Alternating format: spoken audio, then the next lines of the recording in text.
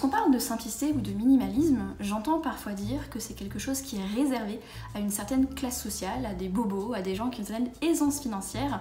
Et aujourd'hui, eh bien, je vous dis ce que je pense de cette idée reçue.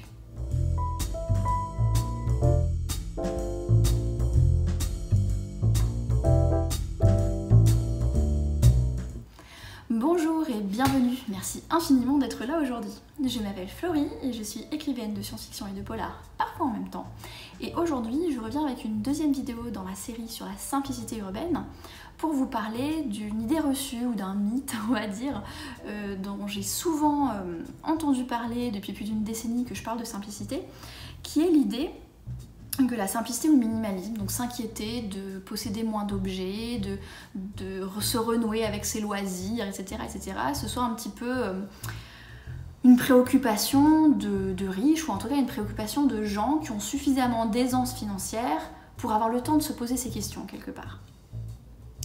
Et c'est un argument que j'entends tout à fait. Je vous en parle maintenant parce que quelqu'un m'a fait un retour très précisément dans ce sens-là dans la vidéo précédente que j'ai publiée. Donc effectivement, je vous invite à aller voir la vidéo si vous voulez en savoir plus.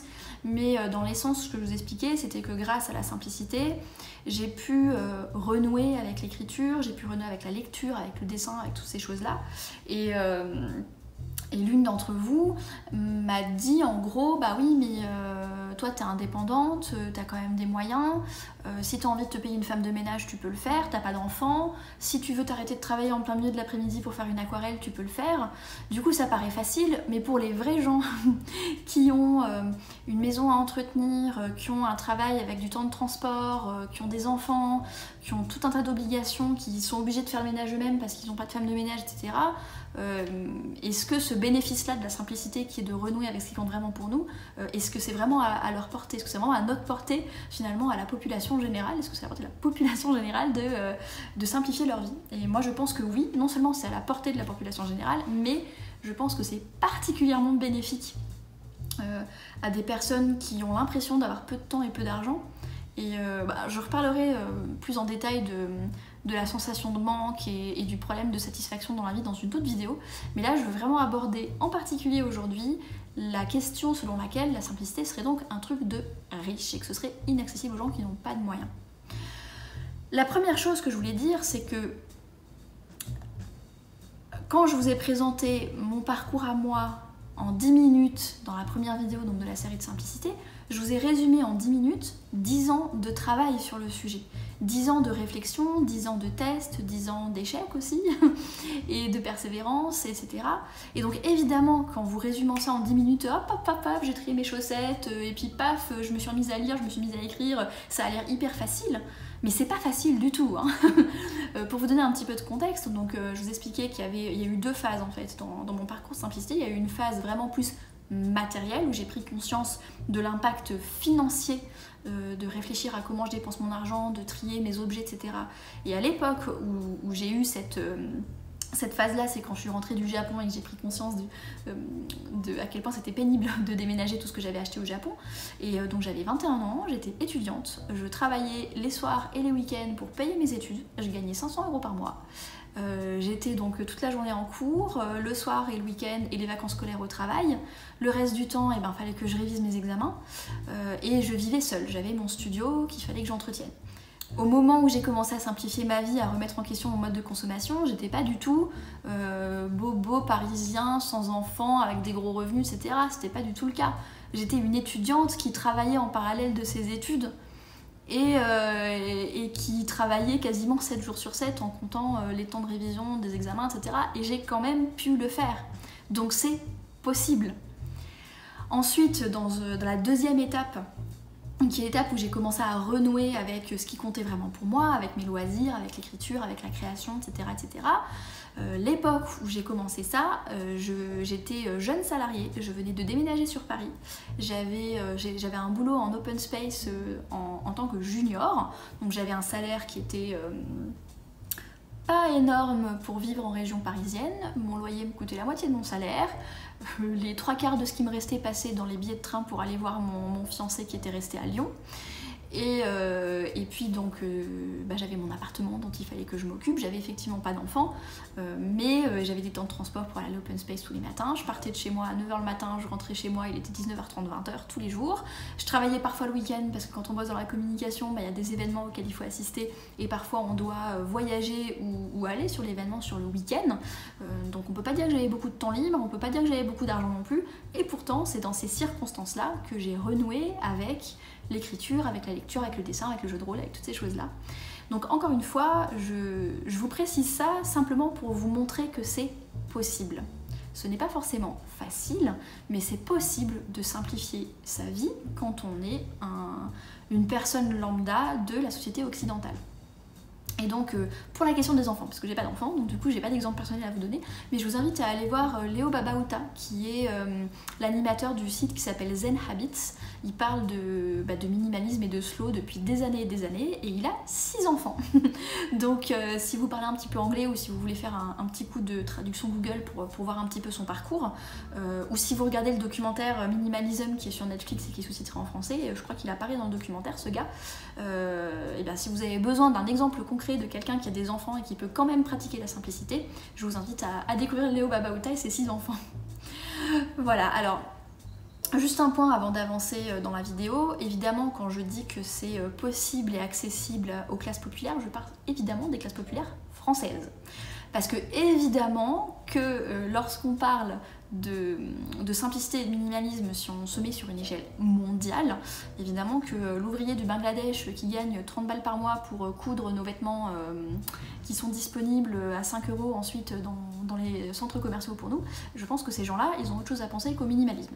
Et d'ailleurs, je vous invite à regarder le documentaire qui s'appelle The True Cost sur Netflix, qui est sous-titré en français aussi, et qui parle justement des conditions de travail des ouvriers textiles qui fabriquent nos t-shirts à 5 €, c'est assez édifiant. Et évidemment que ces personnes-là, les personnes qui essayent de survivre, qui n'ont pas les moyens de s'occuper de leurs propres enfants, qui sont obligés de laisser au village, ou des gens qui meurent de faim partout dans le monde, des gens qui fuient la guerre, etc. Évidemment que ces gens-là ne vont pas s'intéresser au minimalisme, et c'est bien normal. Donc oui, effectivement, la mouvance de la simplicité urbaine, la mouvance du minimalisme et du slow, etc., c'est bien évidemment un symptôme de nos sociétés modernes, occidentales dans le sens large du terme, c'est-à-dire des sociétés effectivement de consommation, de surconsommation, où nous, en vivant dans ces sociétés-là, on a les moyens de trop acheter et de remplir nos garages, nos caves et nos greniers de bordel, quoi. Maintenant, si on revient sur la question, parce que je pense que la personne qui a fait ce retour-là sur ma vidéo, je pense pas qu'elle avait en tête les ouvriers du Bangladesh, je pense qu'elle avait en tête tout simplement le français moyen qui travaille, qui a des enfants, qui doit gérer sa maison, qui a du mal à joindre les deux bouts, qui a pas beaucoup de temps, etc. Et dans ce cadre-là, j'ai envie de vous dire que la simplicité est possible, et que c'est pour ça que je partage mon parcours personnel pour vous montrer que c'est possible. Et pour vous, justement, pour vous expliquer un petit peu comment c'est possible et quels sont les bénéfices quelque part. Donc pour tout ce qui est la question des avantages que ça apporte d'un point de vue financier et pourquoi je pense que le minimalisme est particulièrement pertinent quand on manque d'argent, j'en parle plus en détail dans l'émission du podcast Simplicité numéro 20 qui s'appelle « Le minimalisme est-il pour les riches ?» Donc si le sujet vous intéresse et que vous avez envie d'aller un petit peu plus loin dans cette réflexion-là, je vous invite à écouter le podcast, je ne vais pas me répéter ici. Ici, je vais plutôt aborder la question du temps. C'est-à-dire la question de quand on ne peut pas se payer une femme de ménage pour faire le ménage à notre place et qu'on est bien obligé de le faire nous-mêmes, qu'on n'a pas une nounou pour aller chercher les gosses à l'école à notre place, qu'on est bien de le faire nous-mêmes, qu'on a un travail très prenant, qu'on a la maison à gérer, les enfants à gérer, les obligations à gérer, etc., qu'on n'a pas le temps. Comment diable la simplicité peut-elle nous aider à nous renouer avec des loisirs qui finalement paraissent complètement superflus par rapport aux obligations de la vie? Alors évidemment que c'est pas facile. Et c'est difficile pour une raison très simple, c'est que la société actuelle, la société de consommation, et là je dis consommation dans le sens large du terme, c'est consommation d'objets mais aussi consommation de réseaux sociaux, de vidéos, de choses comme ça, de pubs, etc. C'est une société qui nous harcèle en fait de publicité. C'est une société qui fait tout pour capter notre attention. Et ça je vous le dis en tant qu'experte en communication qui travaille dans ce domaine-là, c'est-à-dire qu'aujourd'hui, le nerf nerf de la guerre d'une marque, le nerf de la guerre d'un produit, d'une pub, etc., c'est d'attirer notre attention. Alors évidemment que le but du jeu, c'est de nous ponctionner notre argent et de nous faire acheter leurs produits ou leurs services. Mais leur but aussi, c'est de nous faire passer du temps dessus. C'est-à-dire que le principe de l'internet gratuit, c'est quoi? Le principe de l'internet gratuit, c'est que vous êtes là, en train de consacrer du temps à ma vidéo YouTube. Et alors, il se trouve que moi, j'ai choisi de ne pas les monétiser, donc là, vous n'allez pas avoir de pub. Mais le principe de rémunération de Google et de YouTube là-dessus, c'est que moi, je captive votre attention et pendant que vous regardez ma vidéo, eh bien, vous voyez une pub avant le début de la vidéo, vous voyez peut-être des bandeaux de pub dessous, peut-être que je suis sponsorisée par une marque et puis je vais vous dire d'acheter ce super truc. Et en fait, parce qu'à partir du moment où votre attention, elle est là, eh bien, les entreprises vont monétiser votre attention. Et c'est le même principe pour quand vous allez lire un article par exemple sur internet, c'est que le principe du modèle gratuit du journalisme et des médias, etc., c'est qu'ils vous font venir, pourquoi il y a des titres qu'on appelle un peu putaclic, petit chat mignon, je sais pas quoi, c'est parce que à partir du moment où vous allez cliquer sur la page, bah vous voyez les pubs qu'il y a un petit peu partout sur l'article, et ça, c'est ce que le site monétise aux publicitaires. Le site va dire, bah voilà, moi j'ai 800 000 vues par article, donc vous allez me payer tant et tant pour afficher une pub sur cet article, puisque ça va être vu par 800 000 personnes. On monétise notre attention. Et c'est ça aujourd'hui, le business de la publicité, c'est le business de notre temps et de notre attention. Donc évidemment que c'est pas facile de trouver du temps pour ce qui compte vraiment pour nous, puisque en fait si on reste passif, si on est en réaction face à tout ce qui nous entoure, on va être captivé par plein de trucs. Et il faut savoir, hein, là on va parler un petit peu des réseaux sociaux parce que moi ça me rend folle ça. Il faut savoir que le principe de base des réseaux sociaux c'est le même. Hein. Le principe des réseaux sociaux c'est de vous retenir, de vous acquérir, donc de vous faire acheter un compte, enfin inscrire un compte gratuit sur le réseau social, de vous retenir sur le réseau social, donc de vous faire revenir, de vous faire rester dessus. Le but de Facebook quand vous vous connectez, c'est de vous faire rester sur Facebook le plus longtemps possible pour que derrière ce soit monétisé. C'est-à-dire pour que derrière, ils puissent vendre des pubs en disant « Eh ben moi j'ai 1 milliard d'abonnés sur mon compte social, donc, enfin sur mon réseau social, donc je peux vous vendre des pubs, etc. parce que j'ai une audience à vous proposer. » Et l'audience, c'est nous. Hein. Voilà. Et en ce qui concerne les réseaux sociaux en particulier, ils utilisent des techniques. Si je retrouve les sources, je vous les mettrai parce que j'avais lu des études là-dessus, où en fait ils utilisent des méthodes qui sont dignes des méthodes de jeux d'argent en fait. C'est-à-dire que quand vous tirez la roulette, pourquoi ça marche en fait la roulette ou les jeux de grattage ou les trucs comme ça, c'est parce qu'en fait vous achetez quelque chose, enfin, vous tirez la roulette ou vous achetez un jeu à gratter et vous savez pas quelle va être la conséquence, vous savez pas si vous allez gagner ou pas en fait. Et ce qui fait revenir les gens, ce qui fait rejouer les gens en fait, c'est la promesse de peut-être gagner quelque chose. Et en fait, un réseau social fonctionne exactement pareil. C'est-à-dire que quand vous vous connectez sur votre compte, alors évidemment, le truc aléatoire, c'est pas de gagner des sous. Le truc aléatoire, c'est de gagner des likes, des commentaires, des réactions, des messages privés, des choses comme ça. Et en fait, quand vous vous connectez sur votre app, c'est la surprise, c'est la loterie. Comme c'est la surprise de savoir si vous allez gagner ou pas dans votre jeu à gratter. Combien de likes vous avez eu, combien de commentaires vous avez eu. Et en fait, quand vous vous connectez au réseau social et que vous voyez les likes et les commentaires et les machins, ça fait un pic de dopamine dans le cerveau. Exactement le même pic de dopamine que quand on joue à des jeux d'argent. Donc, qu'est-ce que ça veut dire? Ça veut dire que les réseaux sociaux utilisent des méthodes similaires aux jeux d'argent pour nous rendre accros et pour nous faire revenir le plus souvent et le plus longtemps possible dessus. Voilà, donc je ne vais pas m'étendre davantage sur le sujet. Le message que je vais vous faire passer par rapport à ça, c'est vraiment l'idée que nous vivons dans une société en tout cas dans le monde moderne, qui se dispute notre attention. C'était un problème qui, à 50 ans, les gens n'avaient pas. Il n'y avait pas autant de pubs, il n'y avait pas un téléphone dans notre poche qui arrêtait pas de sonner, qui arrêtait pas de faire des notifications, qui arrêtait pas de dire viens voir la photo de pizza de mon copain sur Instagram. Il n'y avait pas ça en fait. On nous foutait beaucoup plus la paix. Aujourd'hui, on est dans une société où on ne nous fout pas la paix. C'est-à-dire que dès qu'on a 1 minute pour souffler, c'est Netflix, YouTube, jeux vidéo, Facebook, Instagram. On n'est jamais tranquille quoi. Voilà, donc c'est pour cette raison que je pense qu'effectivement, cette commentatrice et puis toutes les personnes qui peuvent avoir cette réserve-là par rapport à la simplicité, évidemment que c'est difficile de simplifier sa vie. Évidemment que c'est difficile de consacrer du temps à des choses qui comptent vraiment pour nous dans une société où d'énormes corporations se disputent notre attention. Mais justement, le principe de la simplicité urbaine et le principe du slow et le principe du minimalisme, c'est de remettre de l'intention dans tout ça. C'est-à-dire que le principe, c'est de ne plus se laisser faire en fait. C'est comme dit Serge Marquis, je vous mettrai le lien dans le i de sa conférence. Il a fait une conférence à l'université de Nantes sur ce sujet-là et il appelle ça « placer votre attention ».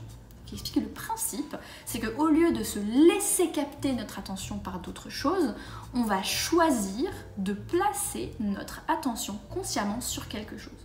Par exemple, on va choisir de placer notre attention consciemment sur le dîner qu'on est en train d'avoir avec notre partenaire et nos enfants, d'écouter la journée de travail de notre partenaire, d'écouter la journée à l'école des enfants, de se consacrer aussi à la nourriture qui est savoureuse, qui est bonne et de passer un bon moment et de ne pas avoir le téléphone à côté de l'assiette là et à être sur Instagram plutôt que de profiter de notre famille pendant qu'on mange. C'est un petit peu ça le principe, c'est on choisit où placer notre attention et on savoure en fait. C'est aussi un petit peu ça le slow de manière générale, c'est que c'est plutôt que de faire 5 trucs à la fois, regarder une série sur Netflix tout en regardant Instagram, tout en répondant à des SMS, tout en essayant de discuter avec notre famille qui est assise à côté, et ben c'est faire un seul truc et le faire à fond et en profiter. Serge Marquis parle de profiter du spectacle, enjoy the show, c'est-à-dire c'est au lieu d'être là et d'avoir notre attention qui est captivée par autre chose, et ben s'entraîner à être là à 100%. Et encore une fois, c'est pas facile. Et il y a des études qui ont été menées là-dessus, c'est que notre plage d'attention est de plus en plus courte. On est tellement habitué à être interrompu tout le temps et à être captivé tout le temps qu'on ne sait plus en fait placer notre attention sur quelque chose pendant un certain temps. On ne sait plus le faire. Donc effectivement, c'est pas facile. Mais c'est un processus, c'est quelque chose qui est tout à fait faisable, c'est possible encore une fois, même si c'est pas facile.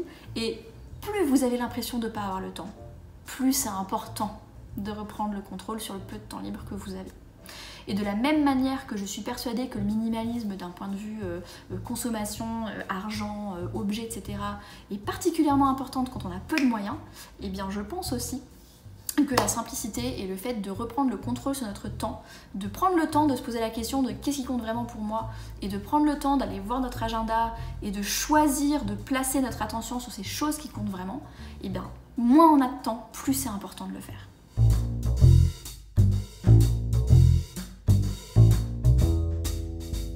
Je termine cette vidéo avec une ou deux pistes concrètes, on va dire, sur comment la simplicité justement est bénéfique pour reprendre un petit peu le contrôle sur son temps. Donc la première chose, donc ça c'est l'aspect minimalisme, c'est une des raisons pour lesquelles c'est cool d'avoir moins d'objets. C'est pas uniquement une question d'esthétique, c'est-à-dire qu'il y a des gens qui aiment bien avoir une esthétique très chargée, c'est pas ça le problème. Et on peut avoir beaucoup de joie à vivre dans un appartement ou une maison très chargée en décoration si c'est ce qu'on aime. Donc c'est pas ça en tout cas pour moi, c'est pas ça le bénéfice principal. Justement, pour moi le bénéfice principal, c'est qu'en ayant moins d'objets et en ne s'entourant que des objets dont on a vraiment l'usage, eh bien ça nous libère du temps et de l'énergie mentale. Parce que des objets qu'on n'a pas, c'est des objets qu'on ne nettoie pas, qu'on n'organise pas, qu'on ne range pas, qu'on n'entretient pas, qu'on ne répare pas. Donc, de base, une première piste de réflexion pour essayer de gagner du temps, donc justement pour reprendre l'exemple de cette commentatrice qui expliquait que quand on n'a pas les moyens de se payer une femme de ménage, eh bien, faut bien nettoyer sa maison soi-même. Et bien déjà, si on a une maison qui est moins encombrée, et bien on va passer moins de temps sur ces tâches de rangement, de nettoyage et d'organisation. Donc voilà, une première piste, c'est justement de trier le superflu matériel. Ça aide à avoir une maison qui va être plus facile à entretenir. Ça c'est une première chose, pour l'aspect vraiment purement matériel. Ensuite, une deuxième chose, c'est que tout le mouvement slow et tout le concept autour de ça, c'est donc de se réapproprier son temps, de reprendre le contrôle sur son temps, de reprendre conscience. La première chose, c'est de reprendre conscience. Au-delà du fait de changer les habitudes de Facebook ou de je sais pas quoi, la première chose, c'est que quand vous vous dites « mais moi, elle est bien gentille, mais j'ai pas le temps de lire, j'ai pas le temps d'écrire », est-ce que vous savez exactement à quoi vous passez vos 24 heures par jour? Est-ce que vous êtes capable de me dire combien d'heures vous avez passé sur votre téléphone portable aujourd'hui? Il y en a qui en sont capables, il n'y a pas de problème, mais ce que je vous invite à faire, donc une deuxième piste concrète que je vous invite à explorer aujourd'hui, c'est de prendre conscience de ce à quoi vous passez votre temps concrètement. Donc par exemple, ça peut être sur 24 heures, vous prenez conscience, vous notez, mettons demi-heure par demi-heure ou 10 minutes par 10 minutes, ce que vous êtes en train de faire en fait. Et il y a des apps sur téléphone qui aident à faire ça. Pour le côté justement, combien d'heures vous avez passé sur votre téléphone et sur quelles applications. Il me semble que sur iOS c'est même intégré maintenant. Vous avez le temps automatique, passer le temps d'écran avec le pourcentage par app. Mais il existe aussi des applications comme Moment par exemple qui permettent tout simplement de contrôler le temps que vous avez passé sur votre téléphone.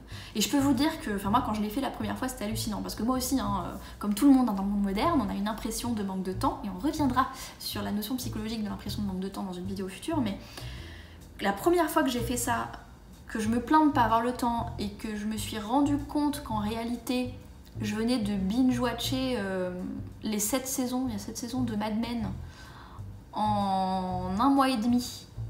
Donc c'est genre, je sais pas moi, 90 heures de série en 1 mois et demi, c'est énorme! En nombre d'heures passées devant Netflix, c'est énorme! Quand je me suis rendu compte que je passais presque 2 heures par jour sur Instagram, c'est énorme! Ça pourrait être 2 heures de lecture ou d'écriture, quoi! Donc voilà, je vous invite à... Donc cette marge ne sera pas la même, évidemment. Si vous êtes famille monoparentale avec 3 gosses, 2 boulots, etc., il n'y aura pas beaucoup de marge de manœuvre par rapport à comment vous passez votre temps. Mais il y a quand même une marge de manœuvre en fait. Et quelle que soit votre situation socio-culturelle, financière, professionnelle, familiale, etc., je pense sincèrement que ça pourrait vous être utile, en tout cas moi ça m'a été énormément utile d'avoir cette conscience de comment je passe mon temps. Donc je vous invite à prendre 24 heures pour noter ça et regarder si ce à quoi vous passez vraiment votre temps correspond à ce qui compte pour vous ou pas. Et à partir de là, c'est peut-être un déclencheur aussi pour après commencer à changer les habitudes, ce qui est tout le principe de la simplicité urbaine pour justement reprendre le contrôle de son temps. Mais on aura l'occasion d'en reparler dans de futures vidéos de la série Simplicité. Bien écoutez, je vais vous laisser là sur cette vidéo sur donc est-ce que la simplicité ce n'est que pour les bobos parisiens. Si vous avez d'autres questions, d'autres réserves aussi par rapport à tout ce qui est simplicité, etc., n'hésitez pas à me les poser donc en commentaire sous la vidéo ou sur les réseaux sociaux, principalement Instagram @FloriTaylor. S'il y a des questions qui reviennent assez régulièrement, ça me fera aussi des sujets de vidéo pour vous apporter de la valeur sur le sujet. En attendant, merci infiniment d'avoir regardé la vidéo jusqu'au bout. Je vous souhaite une excellente journée, une merveilleuse soirée et à la prochaine!